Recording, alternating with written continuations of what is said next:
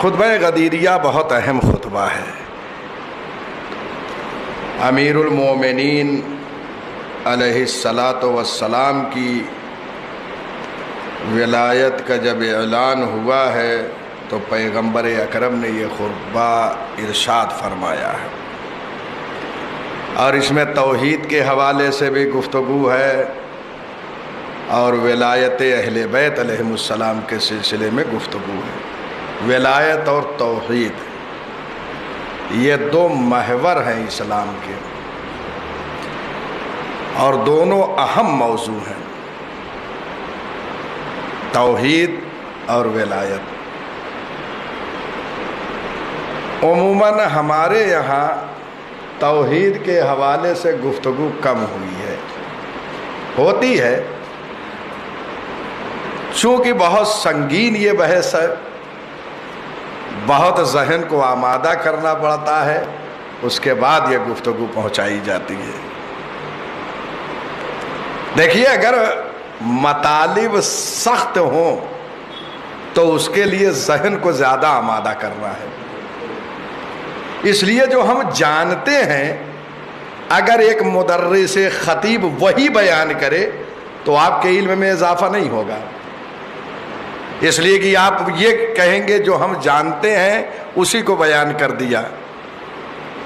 لہذا وہ چیزیں جو نہیں معلوم ہے ان کو بیان کرنا چاہیے، یعنی معلومات کے ذریعے سے جو آپ کے علم میں چیزیں اس کے ذریعے سے وہ چیزیں جو معلوم نہیں ہے ان کو حاصل کریں۔ لہذا ضرورت اس بات کی ہے کہ ہم توحید کے حوالے سے گفتگو کریں، اس لیے کہ مسئلہ ولایت کا تھا اور ولایت کے حوالے ہی سے پیغمبر نے وہاں گفتگو پہلے توحید کے سلسلے میں کی، لہذا یہ توحید کی گفتگو بہت اہم ہے۔ اس کو سمجھنے کے لیے فکر کو بلند کرنا ہوگا، اس پہ آمادگی کرنا ہوگا۔ یہ ایک ایک لفظ جو پیغمبر اکرم نے ارشاد فرمائے ہیں علم کا ایک سمندر لیے ہوئے ہیں، لہذا ہم اسی خطبے کو بیان کر رہے ہیں جو پیغمبر نے غدیر میں بیان کیا، اور ہر غدیری کے لیے ضروری ہے کہ اس خطبے پہ توجہ دیں۔ لہذا جو توحید کے حوالے سے گفتگو ہم نے شروع کی ہے وہ انشاءاللہ اس کے بعد دو چار فقرات ممکن ہے توحید کے حوالے سے رہ جائیں، اس کے بعد ولایت کے سلسلے میں گفتگو آنے والی ہے، اس لیے کہ وہ مقصد اور وہ مطالب جس پر عالم اسلام کے درمیان اختلاف ہے اس کو حل کرنا زیادہ اہم ہے۔ توحید کے سلسلے میں زیادہ اختلاف نہیں ہے، لہذا اس پر گفتگو کم ہوتی ہے۔ ولایت امیر المومنین کے حوالے سے بہت سے لوگوں نے اختلاف کیا ہے، لہذا اس پر گفتگو انشاءاللہ تفصیل سے ہوگی، لیکن یہ بحث توحید کی اس کو بھی سمجھنا ہے۔ اگر کوئی اللہ کی طرف جانا چاہتا ہے تو بغیر اہل بیت کے نہیں پہنچ سکتا، اس لیے کہ زیارت جامع کبیرہ میں یہ جملہ موجود ہے، من اراد اللہ بدأ بکم، جو اللہ کا ارادہ کرتا ہے وہ آپ کے ذریعے سے آغاز کرتا ہے، اہل بیت علیہم السلام کے ذریعے سے اللہ تک پہنچتا ہے۔ یہ زیارت جامع کبیرہ میں ہے۔ وَمَنْ قَصَدَهُ تَوَجَّهَ إِلَيْكُمْ، جو اللہ کا قصد کر رہا ہے اس تک پہنچنا چاہتا ہے وہ آپ کی طرف متوجہ ہوتا ہے، یعنی اللہ تک راستہ جو جا رہا ہے وہ اہل بیت کے ذریعے سے پہنچ رہا ہے۔ اگر کوئی غیر اہل بیت کسی اور راستے سے جا رہا ہے تو اللہ تک وہ راستہ منتہی نہیں ہو رہا ہے، ملاحظہ فرما رہے ہیں۔ لہٰذا یہ سب فقرات یہ سنگین ضرور ہیں، لیکن ان مطالب کو سمجھنا یہ اہم ہے۔ جیسے ہم اسکول کالج میں اگر جاتے ہیں کتابیں سنگین ہو جاتی، وہاں پہ آیا ہے یعنی ساری کائنات اس کی عظمت، اس کی ہیبت، اس کی قدرت کے سامنے خاضع اور خاشع ہے۔ یہ سارے مطالب بہت اہم ہیں۔ ملک الاملاک و مفلک الافلاک و مسخر الشمس والقمر، وہ دنیا اور جہان کا مالک ہے۔ ملک الاملاک، ساری دنیا کا وہ مالک ہے۔ مالکیت حقیقی خدا کے لیے ہے، ملاحظہ فرما رہے ہیں، مالکیت مطلق ذات احدیت کے لیے ہے، کسی اور کے لیے نہیں۔ وہ مالک ہے کائنات کا، وہ مالک ہے سارے جہان کا، اس کے ہاتھ میں قدرت ہے، اس کے ہاتھ میں نظام کائنات ہے، اس نے خلق کیا ہے۔ وَمُفَلِّقُ الْأَفْلَاقِ، تمام آسمانوں کا خالق پروردگار ہے۔ دیکھیں ایک ایک چیز کی طرف متوجہ کیا جا رہا ہے، یہ آسمان جتنے بھی ہیں سب کا خالق اللہ ہے، کوئی اور نہیں ہے، اس نے اپنی قدرت کے ذریعے سے خلق کیا ہے۔ تو یہ چیز خلقت افلاک جو ہے اس کی قدرت کی جانب انسان کو متوجہ کر رہے ہیں، یعنی افلاک کو دیکھیں اور اس کی قدرت، یہ اس کی قدرت کی نشانیاں ہیں۔ جتنا غور و فکر انسان کرتا جائے گا یہ کائنات میں وہ پروردگار کی قدرت کو بہتر طریقے سے سمجھ سکتا ہے۔ وَمُسَخِّرُ الشَّمْسِ وَالْقَمَرِ، اور سورج چاند سب کچھ اس کے اختیار میں ہے۔ یہ سورج، یہ چاند سب اس کے مطیع ہیں، یہ اس کے نظام کے تحت چل رہے ہیں، اس نے جو نظام عطا کیا ہے اسی نظام کے تحت چل رہے ہیں۔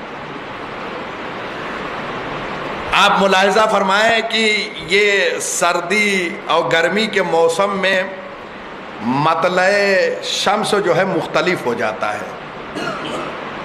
گرمیوں کے دن میں ایک مطلع ہوتا ہے، سردیوں کے دن دوسری منزل پہ پہنچتے ہیں تو شب و روز جو ہے ہمارے لیے آتے ہیں، اور اگر یہ شب و روز نہ ہو، اگر مسلسل رات ہو جائے تو کیا عالم ہوگا۔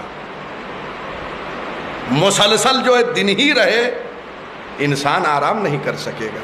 یکور اللیل علی النہار ویکور النہار علی اللیل تطلبہ حثیثا، وہ رات کو دن پر اور دن کو رات کی طرف پلٹا دیتا ہے۔ دن ہوتا ہے، اس کے بعد سورج ڈوب گیا، رات آ گئی، اس کے بعد رات کو جو ہے وہ دن کی طرف پلٹا دیتا ہے۔ یہ مفہوم ہے، ایک ایک چیز جو پروردگار نے خلق کیا ہے تمام کائنات کو اللہ نے اس کی جانب متوجہ فرمایا ہے۔ رات کو دن کی طرف، دن کو جو ہے رات کی طرف وہ پلٹاتا ہے، اور یہ رات بڑی تیزی سے جو ہے دن کا پیچھا کرتی ہے، تیزی سے گزر جاتی ہے، پھر دن ہو جاتا ہے۔ اور یہ سب اللہ کی قدرت کی نشانیاں ہیں، اور یہ سب ہمارے لیے لطف پروردگار، یہ الطاف الہی ہے۔ اگر یہ نہ ہو، آپ تصور کریں کہ اگر یہ دن نہ ہوتے تو کیا ہوتا، تصور کریں اگر یہ شب نہ ہوتی تو کیا ہوتا۔ آج بہت سے لوگ دیکھیے اگر 24 گھنٹے نیند کسی کو نہ آئے تو کیا کیفیت ہو جاتی ہے۔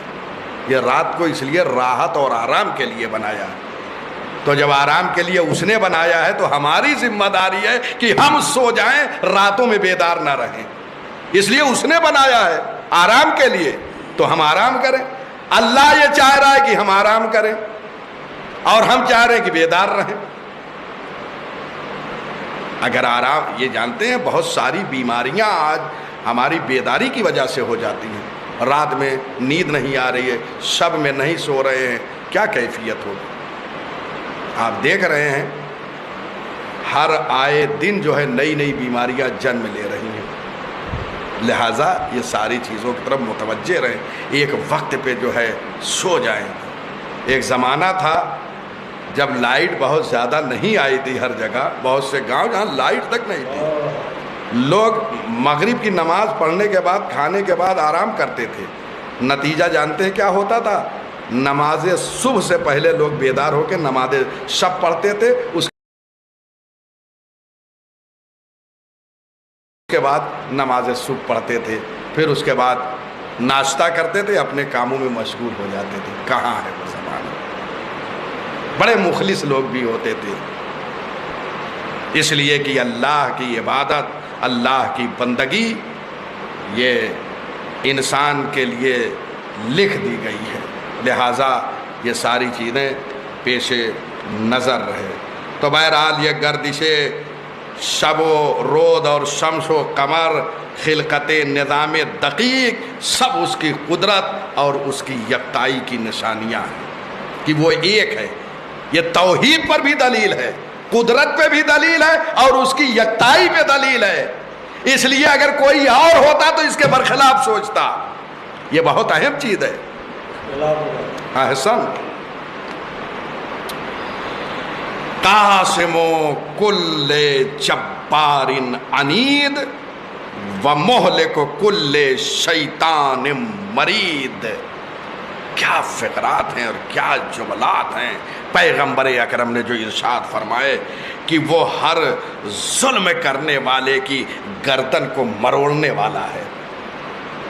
جتنے بھی دنیا میں سرکش اور ظالم جابر ہیں ان کی گردنوں کو مروڑنے والا ہے۔ وَمُهْلِكُ كُلِّ شَيْطَانٍ مَرِيدٍ، اور ہر سرکش شیطان کو ہلاک کرنے والا ہے۔ ملاحظہ فرمائے دنیا میں جتنے بھی آج سرکش ہیں، جتنے ظالم و جابر ہیں، یہ سب کی گردن کو وہ مروڑ دے گا۔ دنیا میں کتنے آئے اور گزر گئے ظالم، کیا انجام ہوا؟ فرعون تھا، ہے نہیں ہے، اس کی بارگاہ میں پلٹ کے جانا ہے۔ آج دنیا میں دیکھ لیجئے جو ظالم حکمراں ہیں کتنے ذلیل ہو رہے ہیں۔ یہ ذلت اور رسوائی خود ان کے لیے عذاب ہے۔ آج اپنے کو بڑی طاقت سمجھنے والے آج دنیا میں ذلیل ہو گئے ہیں۔ ہے کوئی طاقت جو انہیں ذلیل کر رہی ہے؟ وہ اللہ کی ذات ہے، وہ ہر ظلم کرنے والے اور سرکش کی گردن کو مروڑنے والا ہے۔ سارا کائنات کا نظام اور اختیار اس کے ہاتھ میں۔ لہذا یہ جو زندہ ہیں تو سمجھ رہے ہیں کہ اللہ ہم سے خوش ہے، کبھی یہ تصور نہ کریں، یہ مہلت ہے، یہ مہلت ہے۔ اور جناب زینب سلام اللہ علیہا نے جو دمشق میں خطبہ دیا تھا، اس میں قرآن مجید کی آیتوں کو جو پیش کیا تھا، تو ایک آیت میں یہی مفہوم تھا، جو یہ حکومت چلا رہے ہو یہ تمہارے لیے ایک مہلت ہے اللہ کی جانب، اللہ کی جانب سے ایک مہلت ہے، یہ تمہارا حق نہیں ہے۔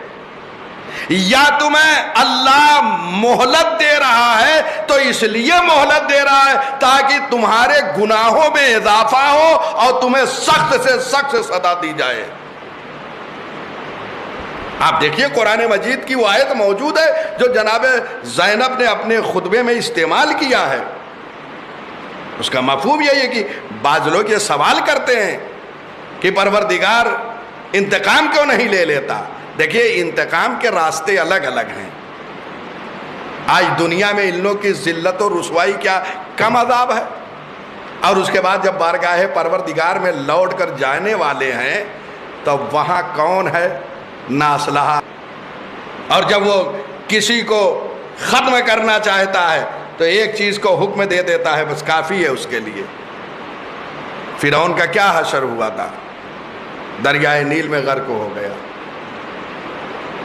تو لہذا اور اس کے بعد جب پلٹ کے جائیں گے اللہ کی بارگاہ میں، مسلسل عذاب ہے۔ اور شیطان جن بھی ہیں اور شیطان انس بھی ہیں۔ ہاں، جناتوں میں بھی شیطان ہے، انسانوں میں بھی، دونوں طرف چل رہے ہیں۔ بس یہ ہے کہ اجنہ جو ہے وہ نامری دکھائی دینے والے نہیں ہیں، ہمارے نگاہوں کے سامنے نہیں ہیں، غیر مری ہیں، موجود ہیں، اور ان کے وجود کے لیے قرآن مجید میں آیتیں ہیں، موجود ہے۔ وما خلقت الجن وَالْإِنسَ إِلَّا لِيَعْبُدُونِ، یہ مشہور آیت ہے کہ جس میں اللہ نے یہ فرمایا کہ میں نے جن و انس کو اپنی عبادت کے لیے پیدا کیا. تو جنات بھی ہیں اور ان میں شیطان بھی ہیں اور مومن بھی ہیں. انسانوں میں بھی شیطان بھی ہیں مومن بھی ہیں، ہر قسم کے لوگ ہیں. تو پروردگار ان شیطانوں کو ہلاک کرنے والا، چاہے وہ شیطان جو ہے وہ جناتوں میں سے ہوں یا انسانوں میں سے ہوں. اب یہاں سے مسلسل پروردگار کی جو صفات ہیں اس کی طرف اشارہ کیا جا رہا ہے کہ لم یکن لہو ضد، پروردگار کی کوئی ضد نہیں ہے، اس کا کوئی اپوزٹ نہیں ہے، اس کا کوئی مد مقابل نہیں ہے. ولا معہ ند، اور نہ ہی اس کا کوئی نظیر ہے، اس کے کوئی مثل نہیں ہے. لیس کمثلہ شیء قرآن مجید میں بھی آیا ہے. صمد، وہ صمد ہے، بے نیاز ہے. یہ ظاہری سب ترجمے ہیں، انشاءاللہ شرح میں ایک ایک جملے. لم یلد ولم یولد، نہ وہ کسی کا بیٹا ہے، کوئی اس کا باپ نہیں ہے، کسی کا بیٹا، کسی نے اس کو پیدا نہیں کیا ہے اور نہ اس نے کسی کو پیدا کیا ہے. الہ واحد، وہ اللہ ایک ہے. ورب ماجد، اور وہ اللہ جو ہے واحد ہے اور رب مجید ہے. یشاء فیمضی، وہ جو چاہتا ہے کر گزرتا ہے. ویرید فیقضی، اور جو ارادہ کرتا ہے اسے پورا کر دیتا ہے. ویعلم فیحصی، وہ جانتا ہے ہر چیز کو، بس ہر چیز کو وہ شمار کرتا ہے. یہ ایک ایک لفظ ہے، میں بہت تیزی سے اس کی شرح کر رہا ہوں، ورنہ ایک ایک لفظ پر ایک ایک جو ہے درس کی ضرورت ہے، ایک ایک گھنٹے کی ضرورت، وہ بھی شرح کم ہوگی. لیکن بہرحال لم یکن لہو ضد، اس کے کوئی مد مقابل نہیں ہے، کیونکہ وہ اپنی ذات اور صفات میں یکتا ہے. الحمدللہ. دیکھیں یہ سب اہم جو ہے مطالب ہیں جن کی طرف اشارہ کی. آپ جانتے ہیں یہ معرفت، یہ توحید کے حوالے سے جو گفتگو ہو رہی ہے، جتنی معرفت بڑھتی جائے گی اتنا ہی انسان اللہ سے اور اہل بیت علیہ السلام سے قریب ہوتا جائے گا. اس لیے کہ معرفت کے اعتبار سے درجات ہیں. ضرورت اس بات کی ہے جائیں ان کی قبروں پر، فاتحہ خوانی کریں، اور فاتحہ پڑھ کے فوراً واپس نہ آ جائیں، کچھ دیر وہاں بیٹھیں وہاں. روایتوں میں ہے جب انسان اپنے مرحومین کی قبروں پر جا کر حاضری دیتا ہے، وہاں بیٹھتا ہے، تو وہ مانوس ہوتے ہیں، وہ خوش ہوتے ہیں. جیسے زندگی میں ہم جاتے تھے ان کے پاس بیٹھتے تھے تو ہم سے خوش ہوتے تھے. یہ روایتوں کے فقرات ہیں جو میں عرض کر رہا ہوں. عزیزان محترم، یہ ساری چیزیں بہت اہم ہیں. تو لا معہ ند، اس کا کوئی نظیر نہیں ہے. وہ صمد ہے، یعنی بے نیاز مطلق، بے نیاز ہے مطلقاً. وہ کسی کی طرف محتاج نہیں ہے کسی چیز میں، وہ بے نیاز. یہ صمد، اللہ الصمد جو ہم قرآن میں پڑھتے ہیں، صمد کا معنی یعنی تمام اشیاء اس کی طرف محتاج ہیں، وہ کسی کی طرف محتاج نہیں ہے. بعض روایتوں میں ہے صمد کی تفسیر خود اس کے بعد کے کلمات ہیں جو قرآن مجید میں سورہ توحید میں ہے. اللہ الصمد لم یلد ولم یولد ولم یکن لہ کفوا احد. یہ سب خود شرح ہے کس کی؟ صمد کی. صمد ہے یعنی اس کا کوئی باپ نہیں ہے، صمد ہے اس کا کوئی بیٹا نہیں ہے، صمد ہے یعنی کوئی ہمسر نہیں ہے، کوئی زوجہ نہیں ہے. ملاحظہ فرما رہے ہیں؟ یہ صمد کے خود وہاں معنی بیان ہوئے. وَلَمْ يَكُنْ لَهُ كُفُوًا أَحَدٌ، کوئی ایک بھی کائنات میں اس کا ہم پلہ اور ہمسر نہیں ہے، کوئی نہیں ہے. اس لیے کہ سب اس کی طرف محتاج ہیں، لہذا اس کا کوئی ہمسر نہیں ہے. الہ واحد، وہ اپنی ذات میں یگانہ ہے، واحد ہے. ایک جملہ عرض کر دوں، یہ بہت ہی دقیق ہے.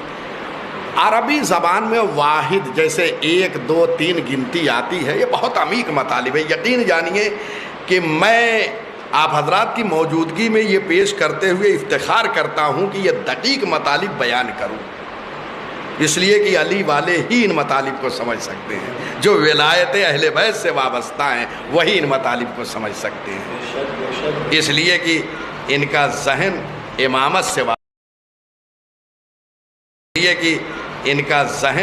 امامت سے وابستہ ہے. تو یہاں پر یہ فقرہ واحد جو کہا گیا 1 2 3، 1 کے مقابل میں 2 ہوتا ہے 3، واحد ایسے عربی زبان میں ہے، واحد 1 2 3 4 یہ سب عدد ہے. تو واحد جب بولتے ہیں تو اس کے مقابل میں 2 یعنی 2 ہے. اسی لیے روایتوں میں آیا ہے کہ اگر اللہ کے لیے واحد استعمال کریں تو اس کے لیے عدد فرض نہ کریں. اللہ واحد عددی نہیں ہے، احد ہے. یہ واحد جہاں آئے واحد کو احد کی طرف پلٹا ہے، یعنی واحد عددی نہیں ہے. یہ بہت اہم نقطہ ہے. اگر واحد کہیں آ رہا ہے تو واحد یعنی احد جس کے مقابل میں عدد نہیں ہے، وہ واحد عددی نہیں ہے کہ جس کے مقابل میں 1 کہا جائے تو 2 آئے، اس کے مقابل میں عدد نہیں ہے، کیونکہ عدد ہوگی تو اس کے مثل ماننا پڑے گا. یہ بہت اہم اور سنگین مطالب ہے. رب ماجد اس فقرے میں آیا، وہ اپنی بزرگواری کے ذریعے سے لوگوں کی پرورش کر رہا ہے. اکبر ہے، ساری کائنات کو وہ چلا رہا ہے، رب ہے ساری کائنات کا. یہ اللہ کے اسماء حسنہ میں سے ہے ماجد. اللہ اکبر. یشاء فیمضی، وہ جو چاہتا ہے کر گزرتا ہے، کوئی معنی نہیں ہے اس کے راستے میں کہ کوئی اس کے کام کو روک دے. یہ انسانوں کے لیے کوئی کام کر رہا ہے تو دوسرے روک دیتے ہیں، معنی موجود ہے. لیکن اللہ جو کام چاہتا ہے وہ کر گزرتا ہے، کوئی معنی موجود نہیں ہے. کیوں؟ اس لیے کہ قدرت مطلقہ رکھتا ہے، اس کی قدرت جو ہے علی الاطلاق ہے، لہذا کوئی چیز معنی نہیں ہے. اور اسی کے لیے اسی کی حاکمیت ہے کائنات میں. اور ظاہر سی بات ہے جب حاکمیت ہے تو جو چاہے وہ کر گزرے گا، جو ارادہ کرے گا وہ ارادہ نافذ ہوگا کائنات میں. اور اس کے بعد آخر میں یہ جو فقرہ ہے وَيَعْلَمُ فَيُحْصِي، وہ جانتا ہے پس وہ شمار کرتا ہے. وہ عالم بالغیب ہے اور شمار کرتا ہے، کائنات کی ہر شے کو شمار کرتا ہے. کائنات میں کتنے موجودات ہیں ہم نہیں جانتے. ہم کتنی سانس لے رہے ہیں، یا کتنی سانس ہماری کتنے زمانے زندہ رہیں گے، کتنی سانس آنے والی ہے، کوئی جانتا ہے؟ ہاں، دن بھر کتنی سانس لے رہے ہیں ممکن ہے کوئی تحقیق ہو اور پیش کر دے اتنی سانس لے رہے ہیں آپ. لیکن کیا کوئی یہ بتا سکتا ہے کہ ہم کب تک زندہ رہیں گے؟ کوئی بیان نہیں کر سکتا ہماری زندگی کو اور ہماری موت کو. کب تک زندگی ہے، کب مر جائیں گے، کوئی نہیں. تو اب کتنی سانس آنے والی ہے. اچھا ایک بات اور عرض کر دوں کہ یہ سانس جو ہماری آ رہی ہے، جانتے ہیں یہ بھی ہمیں موت کی طرف متوجہ کر رہی ہے. کیوں؟ اس لیے کہ یہ سانس جو ہم نے لی یہ ختم ہو گئی، اب وہ نہیں آنے والی ہے. یہ بہت دقیق مطلب ہے. یعنی گویا یہ سانس گئی، یہ مر گئی، اب جو زندہ ہمیں رکھے وہ دوسری سانس ہے. تو اللہ نے فلسفہ موت و حیات کو اس کی سانس میں رکھ دیا ہے کہ اس کے ذریعے سے سمجھیں ہر لمحہ ہم مر رہے ہیں اور جی رہے ہیں. ہر لمحہ مرتے ہیں اور زندہ ہوتے ہیں. نہج البلاغہ میں فقرات ہے، میں بہت تفصیل میں نہیں جاؤں گا ورنہ اسی پہ گفتگو تمام ہو جائے گی. اور میں چاہتا ہوں کہ تیزی سے انشاءاللہ آئندہ جو ہماری گفتگو ہوگی چند فقرے توحید کے ہوں گے، اس کے بعد ولایت کے باب میں ہم داخل ہو رہے ہیں. اور بہت دقیق، میں خصوصاً ہمارے بزرگ تو بہت ساری مجلسوں میں اور درسوں میں کتابوں کو دیکھے ہوئے ہیں، ادلہ و براہین سے واقف ہیں، لیکن جوانوں کو چاہیے کہ متوجہ رہیں اور خود دوسرے مسالک کے جوانوں کو دعوت فکر دیں. توحید کا پیغام پہنچائیں ان تک، ولایت کو سمجھائیں، ان کو اہل بیت علیہ السلام کے دروازے تک لے کر آئیں۔ یہ بہت بڑی سعادت ہے کہ ایک انسان اپنی ہدایت کے ذریعے سے ایک جوان کو امام وقت کی طرف متوجہ کر رہا ہے۔ یقین جانیے انشاءاللہ میں بیان کروں گا، پیغمبر اکرم نے اس خطبے میں 18 جملے ایسے ارشاد فرمائے ہیں جو امام زمانہ سے متعلق ہیں۔ اس خطبے میں جب امام زمانہ پہ گفتگو آئے گی تو میں انشاءاللہ بیان کروں گا۔ وَيُمِيتُ وَيُحْيِي، اللہ ہی کیا ہے؟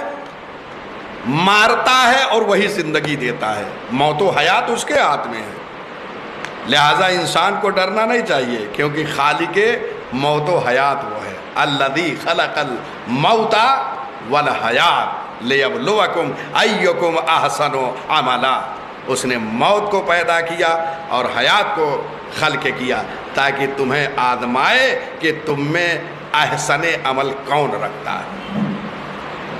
یہ آزمائش ہو رہی ہے ہماری، تو اس نے موت کو بھی خلق کیا ہے اور حیات کو بھی خلق کیا ہے۔ اس کے بعد اب یہ ملاحظہ فرمائیں، لوگ جو بارگاہ رب میں شکوہ کرتے ہیں وہ شکوہ نہیں کرنا چاہیے۔ وَيَفْقُرُ وَيَغْنَى، وہی فقیر بھی بناتا ہے وہی غنی بھی بناتا ہے۔ اگر کسی کو غریب بنا دیا تو کبھی غربت پہ شکوہ نہ کرے، شاید مصلحت میں ہمارے دولت نہیں ہے، اس لیے دولت آ جائے تو نہ معلوم ہم اپنے دین پہ باقی رہیں گے یا نہیں، ہو سکتا ہے مصلحت نہ ہو۔ اور کبھی ایسا ہے خوب دولت بھی دیتا ہے، وہ بھی مصلحت ہے کہ اس کے ذریعے سے آزمائش کرے۔ ملاحظہ فرما رہے ہیں، تو ہر حال میں اللہ کا شکر ادا کرنا چاہیے، چاہے وہ غربت دے یا مال دے، دونوں حالت میں اسی کے ہاتھ میں ہے۔ اگر کسی کو غریب رکھا ہے تو اس پہ شکر ادا کرنا چاہیے۔ ملاحظہ فرما رہے ہیں، اللہ اکبر۔ وَيُضْحِكُ وَيُبْكِي، وہی ہنساتا بھی ہے وہی رلاتا ہے۔ اگر پوری زندگی کو اپنی اللہ سے وابستہ کیے رہے، یقین جانیے بہترین زندگی، وہی ہنساتا بھی ہے اور وہی رلاتا ہے۔ ساری چیزیں اس کے اختیار میں، یعنی انسان میں جو تحول و تبدیلی و تغیر پیدا ہو رہے ہیں سب اس کے قدرت کی بنیاد پر۔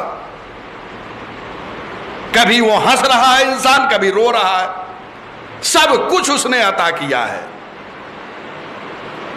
تو انسان اگر رو رہا ہے، گریا کر رہا ہے تو گریا بھی ادھر ہی سے ہے۔ لہٰذا اگر غم حسین ابن علی میں ہم رو رہے ہیں تو یہ اللہ نے ہمارے حصے میں رونے کو رکھا ہے، سب کے حصے میں نہیں۔ وہ جانتا تھا، مصلحت جانتا ہے، حکمت جانتا ہے کہ کہاں پر اس عزاداری کو رکھا جائے اور کہاں پر یہ گریا کو رکھا جائے۔ یہ مناسب تھی اسے رکھی، اور جو چیز مناسب نہیں تھی اسے لے لیا۔ اس منزل پہ انسان آ کر اپنے کو سوچے اور تصور کرے، اپنے وجود کو جو ہے اللہ سے اس طریقے سے وابستہ کیے رہے۔ اللہ اکبر۔ لہ الملک، اللہ کے لیے ملک ہے، وَلَهُ الْحَمْدُ، اسی کے لیے حمد ہے۔ ملک کائنات، یہ ساری حکومت اس کی ہے۔ تبارک الذی بیدہ الملک، قرآن میں ہے، بابرکت ہے وہ ذات، اسی کے ہاتھ میں یہ ملک ہے، یہ کائنات کی بادشاہی، قدرت، سب کچھ اس کے ہاتھ میں ہے، اسی کے لیے حمد ہے۔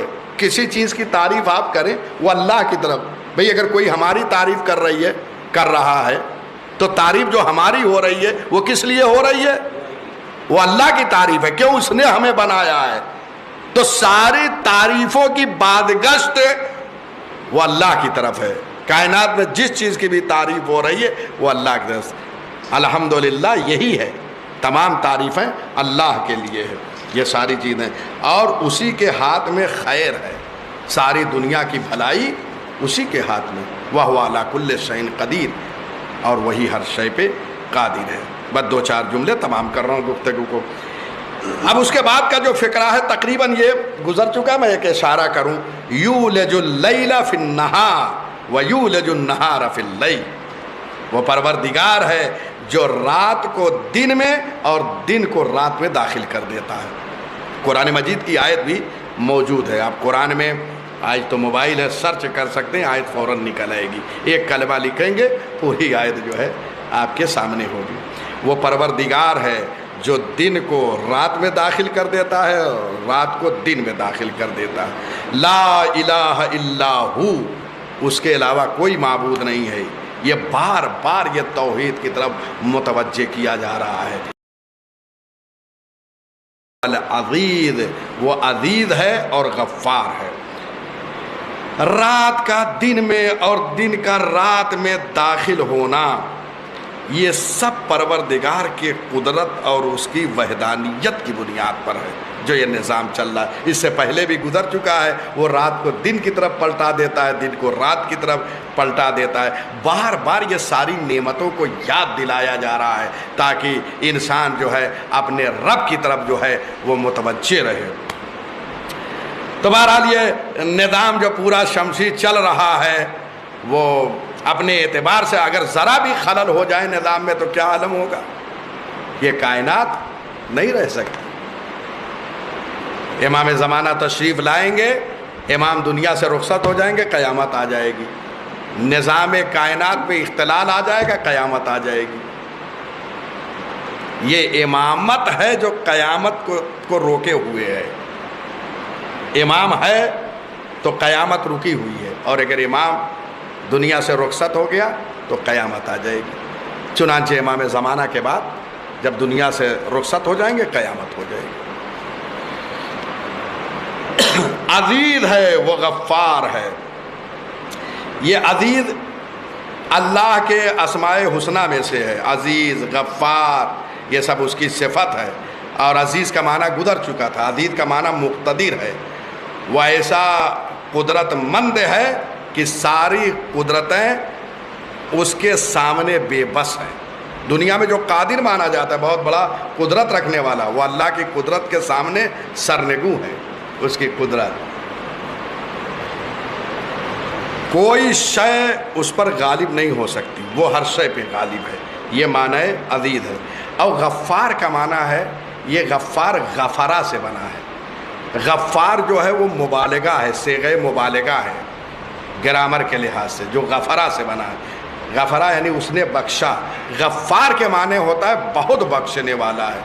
ملاحظہ فرما رہے ہیں کتنا اپنے بندوں پہ اس کا لطف عام ہے، بہت زیادہ وہ بخشنے والا ہے۔ اللہ اکبر۔ انسان پلٹ تو آئے۔ آپ بتائیے ایک باپ اپنے بچے سے کتنی محبت کرتا ہے۔ ایک بچہ اپنے باپ کا نافرمان ہو گیا، لیکن جیسے ہی پلٹ کے آتا ہے باپ اپنے آغوش سے محبت میں اسے لے لیتا ہے کہ میرا بچہ میرے پاس پلٹ آیا ہے۔ کتنی محبت کرتا ہے پروردگار بندوں سے، آپ تصور نہیں کر سکتے۔ آپ بتائیے جب ایک بندہ پلٹ کر اس کی بارگاہ میں چلا جائے گا تو اس کی مغفرت، اس کی بخشش کا کوئی اندازہ لگا سکتا ہے؟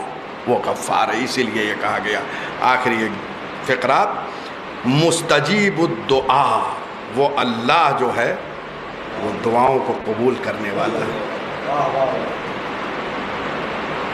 قرآن مجید میں آیت ہے، ادعونی استجب لکم، مجھ سے دعا مانگو میں قبول کرتا ہوں۔ کیوں جاتے ہو؟ ہم کیا کرتے ہیں، ہمارا کوئی کام مشکل میں پھنس گیا، گرفتار ہو گئے کسی بلا میں، لوگوں سے سہارا لیتے ہیں، صاحب ذرا یہ حل کریے، صاحب تو خود ہی مشکل میں آئے۔ پروردگار کیا کہہ رہا، میری بارگاہ میں آؤ۔ لیکن واقعاً بتائیے کہ ہمارا جب کوئی کام ایسا ہوتا ہے فوراً مصلی بچھا کے 2 رکعت نماز پڑھ کر اس کی بارگاہ میں دعا کرتے ہوں؟ بہت کم دیکھیں گے، بہت کم دیکھیں گے۔ اور اگر ایسا ہو جائے تو یقیناً اس کے سارے کام حل ہوتے ہوئے نظر آئیں۔ اور اگر نہیں کوئی کام حل ہو رہا ہے تب بھی اس کی مصلحت اور حکمت ہے، اس پر راضی برضا رہنا چاہیے۔ یہ ہے ایک بندے خدا، ایک عبد خدا صحیح معنوں میں عبد بن جائے، اگر یہ ساری چیزوں کو غور و فکر کر لے، عبد بن جائے، یہ بہت بڑی فضیلت ہے۔ اللہ اکبر۔ مجزل العطا، وہ کثرت سے عطا کرنے والا. یہ سب فقرات ہیں جو پیغمبر اکرم نے ارشاد فرمائے. اس کی نعمتیں جو ہے کثرت سے اتنی نعمتیں دیا ہے، شمار کر سکتا ہے؟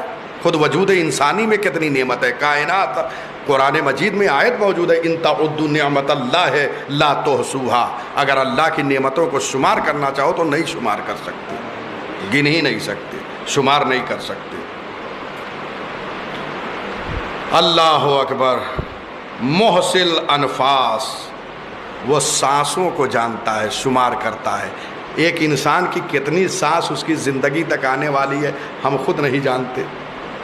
کب تک زندہ ہے، کتنی سانس آئے گی، لیکن وہ سانسوں کو جانتا ہے، شمار کرتا ہے کہ کس، یعنی کائنات میں جتنے موجودات ہیں، کائنات میں جتنے موجودات ہیں سب کی سانسوں کو جانتا ہے کہ کتنی سانس آنے والی ہے اور جانے والی ہے. یہ ہے اس کی قدرت،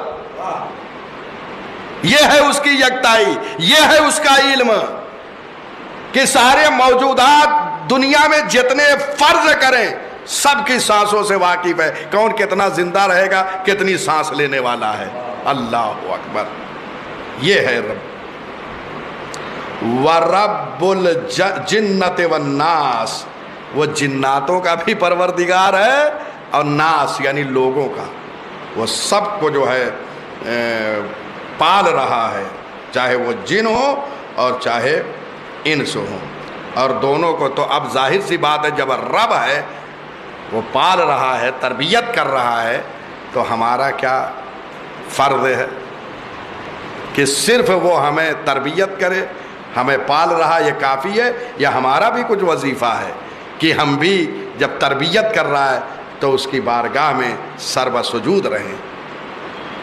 ایک 17 رکعت نماز رکھی ہے اس نے، اس کی بارگاہ میں پلٹ کر آ جاؤ. یقین جانیے کتنا سکون ملتا ہے جب انسان مصلی عبادت پہ. سرکار سید الشہداء امام حسین علیہ السلام کا یہ فقرہ ہے، پروردگار میں نماز سے بہت محبت کرتا ہوں، تلاوت قرآن سے بہت محبت کرتا ہوں. امام حسین علیہ السلام کے فقرات ہیں. الذی لا یشکل علیہ شیء، اس پر کوئی شے مشتبہ نہیں ہے، یعنی اللہ پر کوئی چیز پوشیدہ نہیں ہے. یہ فقرے کا معنی ہے. انسانوں پہ پوشیدہ ہے، دیوار کے ادھر نہیں جانتا کہ کیا ہے. اگر کوئی دیوار کے ادھر نہیں گیا نہیں جانتا کیا ہے، لیکن وہ کائنات کے ذرے ذرے سے واقف ہے. کوئی چیز اس پہ پوشیدہ نہیں ہے. آیا ہو نہا ہو، نہا بھی اس کے لیے آیا ہے، سب اس کے سامنے ظاہر ہے، اس کے حضور میں ہے.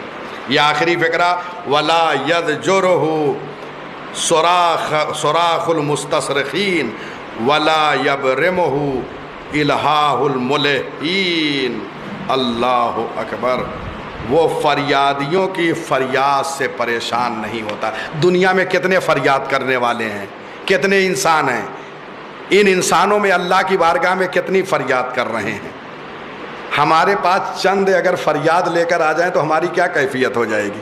ہم لوگوں کو دور کرنے لگیں گے، یا ایک گارڈ رکھ لیں گے کہ بھائی ذرا دور کریے.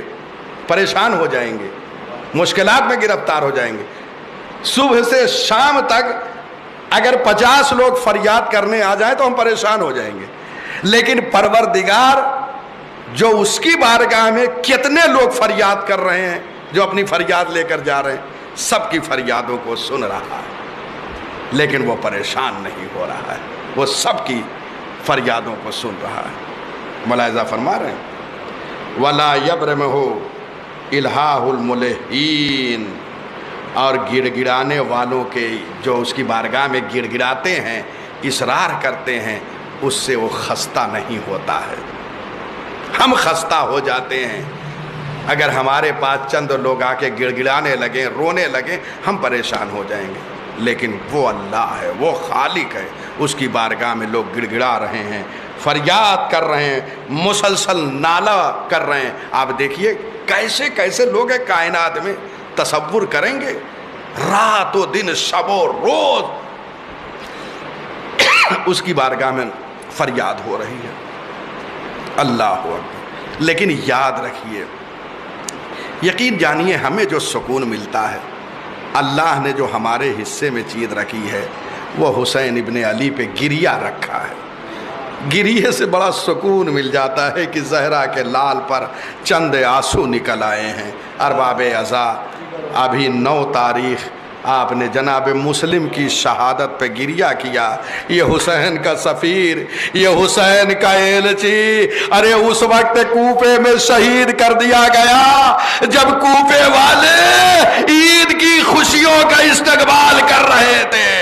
اسی وقت مسلم ابن عقیل کے لاشے میں رسی باندھ کر کوفے کی گلیوں میں گھسیٹا جا رہا تھا. اللہ اکبر. ارے مسلم ابن استقبال کر رہے تھے. اسی وقت مسلم ابن عقیل کے لاشے میں رسی باندھ کر کوفے کی گلیوں میں گھسیٹا جا رہا تھا. اللہ اکبر. ارے مسلم ابن عقیل کو شہید کر دیا گیا. راہ کربلا میں حسین ابن علی ہے. جب مولا کو اطلاع ہوئی کہ وہ شہید کر دیے گئے، امام سب کچھ جانتا ہے، امام کو معلوم ہو گیا مسلم شہید کر دیے گئے. مسلم کی بچی کو قریب بلایا، بلانے کے بعد دست شفقت پھیرا. خاندان عصمت پہ پلی بچی سمجھ گئی میرا بابا دنیا میں نہیں رہا، اس لیے کہ یتیموں کے ساتھ ایسا ہی سلوک کیا جاتا ہے. ارے سکینہ کڑی منظر دیکھ رہی تھی. جب کوئی بچی یتیم ہوتی ہے تو دست شفقت پھیرا جاتا ہے. مگر ہائے کربلا، جب حسین شہید کیے گئے سکینہ کو کوئی تسلی دینے والا نہ تھا. تماچے لگائے جا رہے تھے، کوڑے مارے جا رہے تھے، خیموں میں آگ لگائی جا رہی تھی.